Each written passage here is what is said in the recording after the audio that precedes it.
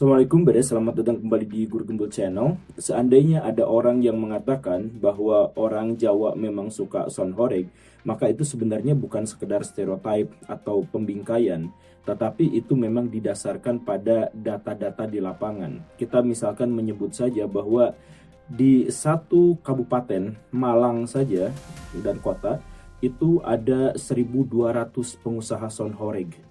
Dan dari 1.200 pengusaha son horeg itu, 500 diantaranya itu mampu menciptakan karnaval dalam skala yang besar. Dan mereka itu masih mendapatkan orderan sekitar 20 kali dalam 1 bulan saja setiap perusahaannya.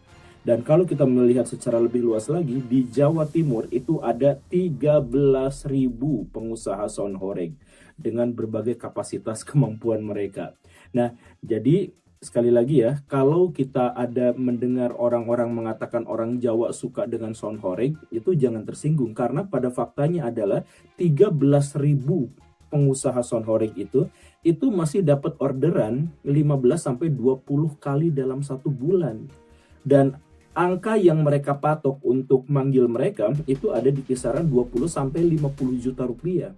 Jadi masyarakat manakah yang mau membayar 50 juta rupiah sebulan 20 kali untuk acara son horeg? Itu tentu saja berarti mereka tuh suka, mereka tuh mencintai itu. Jadi kalau misalkan di Indonesia sekarang dihujat rame-rame di media sosial, sampai dokter-dokter berbicara tentang betapa bahayanya son horeg, kemudian agamawan muncul belakangan dengan fatwa haramnya, dan lain sebagainya, son horeg bukan hanya bertahan, tapi bahkan menjalar kemana-mana. Sekarang di Jogja, di sekitaran Jawa Tengah, itu sudah mulai banyak. Bahkan di Jakarta tuh sudah ada 1-2 diantaranya. Dalam waktu dekat itu sudah akan menjadi lebih besar lagi, mungkin juga nyebrang pulau. Jadi bayangkan Baraya, di tahun 2014 son horeg hanya ada di Malang. Di tahun 2023 son horeg ada di seluruh Jawa Timur. Dan pada akhirnya sekarang 2025 sudah ada di Jakarta, Jabodetabek, dan wilayah-wilayah sekitar itu. Kenapa bisa seperti ini? Kenapa ini dihujat, ditentang, tetapi malah menjadi semakin populer? Simak videonya sampai tuntas, kita akan menjelaskan secara lebih detail dalam konteks penjelasan psikologi, antropologi, dan sains. Yuk kita mulai.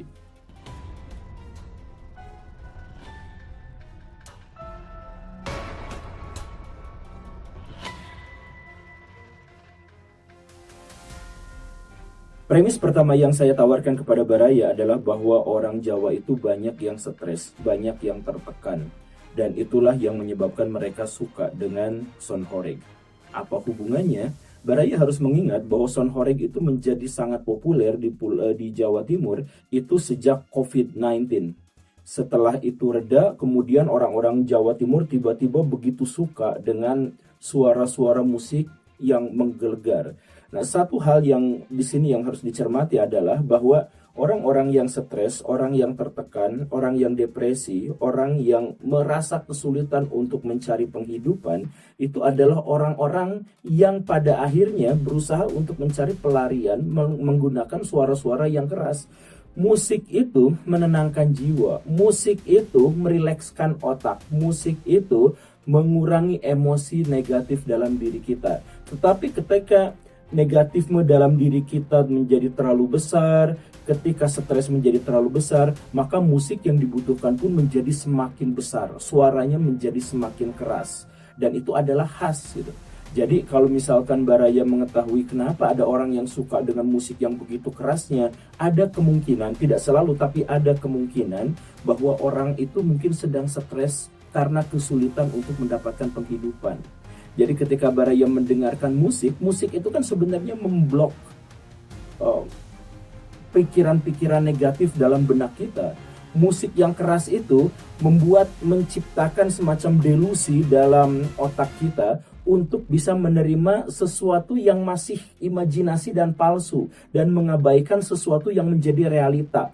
Begitu kan? Nah, itulah fungsi dari son horeg. Son horeg itu memberikan semacam anestesi, butuh pereda rasa sakit. Jadi coba aja misalkan ya, semakin Baraya stres, semakin Baraya bisa menikmati musik-musik, irama-irama yang berhubungan dengan rasa stres atau penyebab stres Baraya. Dan semakin stresnya itu menguat, Baraya itu membutuhkan suara yang lebih hingar-bingar daripada sekedar musik yang berirama. Itu hal yang pertama. Kemudian yang kedua, yang menyebabkan orang-orang Jawa itu banyak sekali yang suka dengan son horeg, itu adalah karena rasa teralienasi, rasa tersisihkan, rasa dijauhi oleh masyarakat. Jadi orang yang merasa jauh atau dibuang dari masyarakat, mereka memang cenderung melawan terhadap norma dan etika masyarakat. Lihat misalkan ketika ada preman, dia sadar dia dibenci oleh masyarakat, dia sadar tidak disukai oleh masyarakat. Maka apa yang dia lakukan? Dia pakaiannya menjadi mencolok, rambutnya merah kuning hijau, tatonya belepotan di muka, penampilan bajunya juga aneh-aneh dan sebagainya. Begitu kan? Itu sebenarnya adalah reaksi wajar dari orang yang merasa disisihkan atau teralienasi atau dipisahkan dari masyarakat. Nah, orang-orang Jawa dalam hal ini yang suka dengan son horeg, mereka tuh merasa bahwa mereka tuh punya tetangga. Mereka tuh ada di lingkungan sekitar, banyak rumah, banyak warung, banyak bertegur sapa, tapi semuanya kepalsuan. Orang yang bertegur sapa itu mukanya muka batu gitu. Cuman gitu doang gitu, tapi gak ada maknanya, gak ada ikatan batin di dalamnya. Dan orang-orang Jawa itu merasakan seperti itu. Mereka adalah makhluk komunal, mereka bisa bersosial, tetapi kok sekarang kerjaan masing-masing orang itu jadi sendiri-sendiri gitu. Seperti tidak ada marwahnya, seperti tidak ada koneksi satu jiwa dengan jiwa yang lain begitu. Nah, akhirnya mereka membutuhkan apa? Son horeg. Son horeg itu dalam hal ini fungsinya apa? Fungsinya adalah bahwa pada waktu itu mereka merasa bersatu. Mereka datang ke tempat yang sama, memperhatikan hal yang sama, mendengar hal yang sama, dan itu akhirnya menciptakan euforia gitu. Ini bukan hanya berlaku untuk son horeg, tapi untuk perkumpulan-perkumpulan yang besar. Jadi misalkan nonton di stadion, nonton bola itu lebih enak daripada nonton sendiri gitu. Begitu kan? Bahkan yang sendiri-sendiri pun pengen nobar sama teman-teman. Karena apa? Karena ketika kita bersama-sama kemudian tertuju pada perhatian yang sama, kita mendengarkan hal yang sama, merayakan sesuatu yang sama, atau bersedih hati kecewa karena hal yang sama, itu tuh mengikatkan emosi kita, batin kita. Jadi orang-orang yang senang dengan son horeg itu adalah orang yang mungkin saja teralienasi atau merasa demikian, sehingga dia membutuhkan pelipur lara dan butuh penegasan bahwa dirinya itu tidak sendirian. Makanya dia hidup bersama dan nonton son horeg rame-rame. Itu adalah faktor kedua. Faktor ketiga adalah emosi yang labil, emosi yang kacau. Dalam banyak sekali jurnal-jurnal dan penelitian itu disebutkan bahwa musik itu sangat positif terhadap emosi atau berhubungan erat dengan emosi. Jadi Baraya yang lagi patah hati misalkan mendengarkan lagu tentang patah hati, Baraya itu bisa nangis-nangis. Walaupun liriknya jelek katakanlah. Baraya yang sedang bersemangat kemudian mendengar suara musik yang bersemangat, Baraya juga akan ikut menjadi seperti itu gitu. Jadi ini sebenarnya adalah alat untuk menyalurkan emosi sekaligus juga untuk menstabilkan emosi. Nah, jadi son horeg itu seperti itu. Jadi kalau ada orang yang emosinya labil, dia membutuhkan suara-suara berirama yang juga memang keras gitu, untuk bisa membentur dalam hatinya, dalam jiwanya, untuk membangunkannya dan kemudian menjadi lebih bersemangat gitu. Begitu. Itu adalah 3 hal. Jadi karena stres, karena merasa teralienasi, dan karena emosinya memang labil. Nah, tapi muncul pertanyaan berikutnya, kalau memang 3 faktor itu yang menyebabkan orang-orang Jawa itu menikmati son horeg, lalu kenapa hanya di Jawa? Kenapa tidak di seluruh dunia? Bukankah yang stres ada di seluruh dunia, yang teralienasi ada di seluruh dunia, yang emosinya labil juga ada di seluruh dunia? Kenapa hanya ada di Jawa Timur? Ya, harus ditekankan Baraya bahwa bukan hanya di Jawa Timur, sekarang merambah kemana-mana, yang menunjukkan bahwa orang stres memang ada di mana-mana kan begitu ya. Tapi kalau misalkan Baraya mau mendapatkan penjelasan yang lebih spesifik, alasannya sebenarnya adalah karena memang tradisi Jawa Timur, khususnya di kawasan selatan, itu juga tradisi yang memang menyukai suara-suara kencang dan suka sekali dengan keramaian gitu. Jadi misalkan Baraya silakan aja nonton Jatilan gitu atau Bantengan gitu. Lihat aja, itu kenceng suaranya, rame-rame, kemudian ada tak-tak-tak apa segala rupanya, itu kenceng semuanya. Jadi orang Jawa dalam hal ini itu memang suka dengan yang kencang-kencang. Jadi ketika mereka akhirnya menciptakan fenomena baru yang namanya sound horeg, ya karena sejak awal tradisi mereka itu ada kaitannya dengan itu, ada korelasinya dengan itu.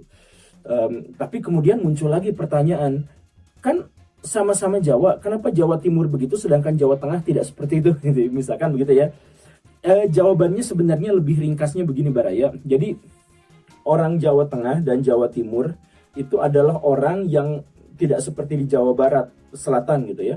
Karena yang wilayahnya pegunungan. Orang Jawa Tengah dan Jawa Timur itu adalah hidup di wilayah yang datar dan mereka itu tidak punya pusat konsentrasi populasi. Jadi populasinya itu nyebar di mana-mana, tapi dikit-dikit. Ini di zaman dulu ya. Dikit di sini sawah, hutan, dikit di sini sawah, hutan, tapi banyak jumlahnya tuh gitu. Banyak banget karena kemampuan Pulau Jawa untuk bisa menampung populasi yang besar itu memang sangat-sangat tinggi gitu. Jadi di mana-mana ada, tapi kecil-kecil gitu. Nah, ini menyebabkan apa? Ini menyebabkan mereka tuh merasa sendirian, kadang-kadang ramai, kadang-kadang sendiri. Nah, ketika sendirian itu mereka tuh butuh sebuah penegasan, validasi bahwa mereka tuh tidak sendirian. Makanya pusat-pusat keramaian, suara-suara yang hingar-bingar itu bisa menenangkan mereka bahwa oh mereka tuh tidak terpencil gitu. Mereka tuh ada bersama yang lain gitu. Nah, tapi kenapa di Jawa Tengah tidak ada seperti itu? Karena di Jawa Tengah itu pusat-pusat populasi itu biasanya dikuasai oleh pemerintahan yang relatif lebih efektif gitu. Ya kayak ada kesultanan-kesultanan gitu ya, kemudian ada wilayah-wilayah santri di utara gitu dan lain sebagainya, itu lebih efektif. Nah, kalau misalkan di Jawa Timur itu pusat-pusat kekuasaannya itu tidak seefektif di Jawa Tengah di zaman dulu gitu ya, di zaman dulu. Ya memang Majapahit ada di Jawa Timur gitu, Kediri, Singosari di Jawa Timur ya, tapi setelah itu kan pas zaman Belanda gitu, pas zaman VOC itu tidak seperti itu. Nah, jadi orang-orang Jawa Timur pada akhirnya membutuhkan suara yang lebih keras dalam tradisi-tradisi mereka untuk menegaskan bahwa mereka itu tidak sendirian atau tidak terpencil begitu. Nah, tapi itu kan sebenarnya tidak menjelaskan alasan yang sesungguhnya. Kenapa hanya muncul di Jawa Timur? Katakanlah kenapa hanya muncul di Jawa Timur? Kenapa tidak di semuanya? Bukankah alienasi, orang stres dan emosi yang labil itu ada di seluruh dunia? Ya sebenarnya di seluruh dunia juga sound horeg itu ada Baraya dan sudah berusia ratusan tahun, ribuan tahun bahkan. Di setiap kebudayaan itu ada pergelaran masing-masing dengan cara yang kurang lebih sama, menggunakan suara yang besar dan rame-ramean, itu ada. Nah, cuman itu bentuknya beda. Misalkan beginilah, sound horeg yang ada di seluruh dunia itu apa? Dugem. Dugem itu dalam skala suara yang paling kencang itu sekitar 120 desibel dan itu kurang lebih juga sama seperti sound horeg. Jadi kencang banget. Jadi orang-orang yang dugem itu mengalami masalah yang sama dan dugem ada di seluruh dunia.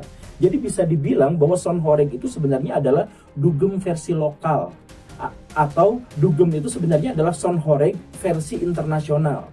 Sama aja, ada tariannya, kemudian ada musik yang hingar-bingar, ada DJ-nya, ada Edisonnya, dan lain sebagainya tuh ada kan yang seperti itu. Nah, cuman yang dugem-dugem itu karena mereka muncul di kota-kota besar di seluruh dunia, mereka itu punya pakem.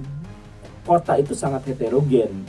Yang suka dengan musik dan yang tidak suka dengan musik itu hidup berdampingan. Yang suka dengan keramaian dan suka dengan keheningan itu hidup di berdampingan. Namanya juga masyarakat kota yang heterogen. Karena itu maka sound horeg ala internasional alias dugem itu dikumpulkan di satu tempat, diisolasi, kemudian dibuat perdamnya sedemikian sehingga tetangganya sendiri tidak mendengar. Biar apa? Biar yang mabok, yang gila, yang lagi pesta apa segala rupa ngumpul di satu tempat, yang tidak seperti itu ya ada di tempat yang lain begitu. Makanya harus ditegaskan ya bahwa sound horeg dengan dugem itu sebenarnya dilatari oleh faktor yang sama, stres, tertekan dan lain-lain. Nah, saya dugem tapi nggak stres. Ya nggak selalu gitu ya, mungkin aja untuk menjalin komunikasi gitu ya, untuk bikin relasi, untuk mengaitkan koneksi dan sebagainya ya bisa aja. Tapi pada umumnya orang yang kecanduan dugem itu sebenarnya adalah orang yang stres. Ini diakui sendiri oleh seorang pakar terkemuka yaitu Conor McGregor.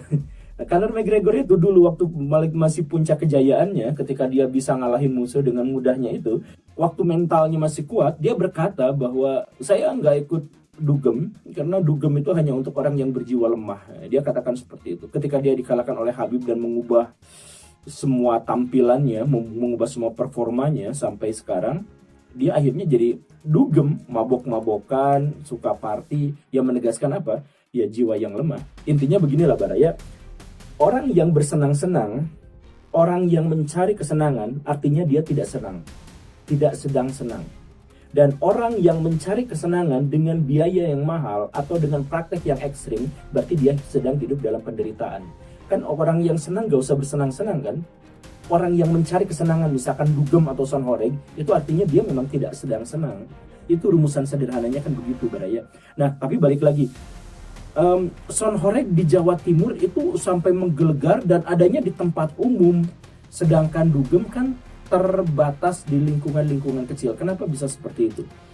Ya alasan mendasarnya gini sih Baraya.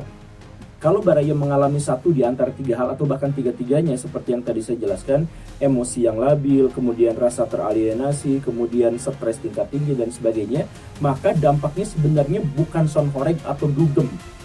Itu adalah manifestasinya saja.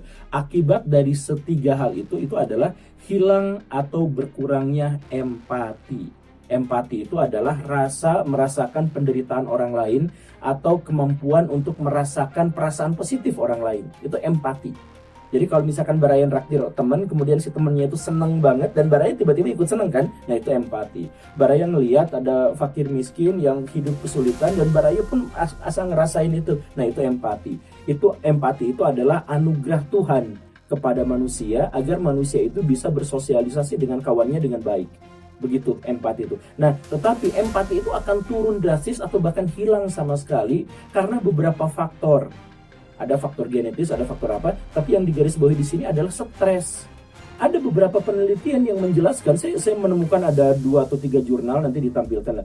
Ada 2 atau 3 jurnal dan ada beberapa buku yang menjelaskan bahwa stres dan tekanan itu menyebabkan kita kehilangan empati. Karena rumusnya begini Baraya, ini mekanisme kerja dalam otak kita gitu ya. Ketika kita lagi stres, lagi tertekan, lagi butuh harapan untuk menyambung kehidupan, maka dalam otak kita tuh muncul 2 opsi. Pertama, apakah kita mau mempertahankan diri kita? 2, atau kita menciptakan koneksi sosial. Pilih yang mana? Dalam kondisi stres ya, kalau dalam kondisi tidak stres, berkomunikasi secara sosial adalah bagian dari upaya mempertahankan hidup. Tetapi kalau misalkan dalam kondisi stres, kita tuh harus milih. Kalau misalkan Baraya harus milih antara mempertahankan hidup atau menciptakan koneksi sosial, Baraya milih yang mana? Tentu saja mempertahankan hidup. Jadi apa? Koneksi sosialnya dikorbankan. Salah satu inti dari koneksi sosial itu adalah empati. Nah, empati itu akan dihilangkan. Jadi, sonhoreg itu gak peduli itu ada bayi di situ keganggu dan nangis, gak peduli itu ada orang jantungan di situ, gak peduli, saya gak peduli sama orang tua renta di situ yang butuh istirahat, saya gak peduli. Yang penting saya senang. Nah itu orang-orang yang stres tuh begitu Baraya. Sekali lagi ya, orang sonhoreg itu kan kontroversial. Di satu sisi banyak orang berbondong-bondong untuk membeli tiketnya atau untuk nonton pertunjukannya. Di sisi lain ada banyak emak-emak, ada bayi, ada orang sakit dan sebagainya. Dan ada orang yang introvert yang tidak suka dengan itu. Nah, tapi kalau misalkan empatinya sudah hilang, gua nggak peduli sama urusan orang, mau mati karena jantungan juga nggak apa-apa. Yang penting saya bisa dapat pelepasan dari emosi saya. Begitu kan? Nah, jadi sonhoreg itu muncul bukan gara-gara dia stres, gara-gara dia teralienasi dan sebagainya, tapi yang jelas 3 hal tadi itu memunculkan kehilangan empati dan itulah yang akhirnya memunculkan sonhoreg. Jadi Baraya nggak usah menghujat sonhoreg. Selama masyarakat menyukai itu, berarti masyarakat itu butuh pertolongan. Mereka sedang sakit, mereka butuh pengobatan. Terima kasih karena sudah menyimak. Saya Guru Gembul. Assalamualaikum warahmatullahi wabarakatuh.